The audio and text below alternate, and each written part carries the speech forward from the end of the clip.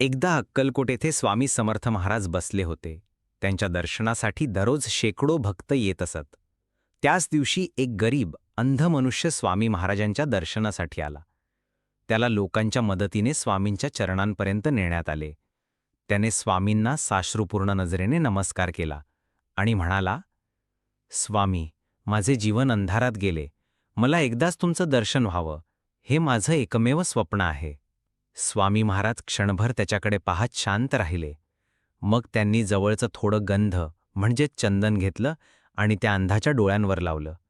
स्वामी म्हणाले, बघ, आता डोळे उघड. त्या अंध माणसाने डोळे उघडले आणि काय आश्चर्य, त्याला सगळं स्पष्ट दिसू लागलं.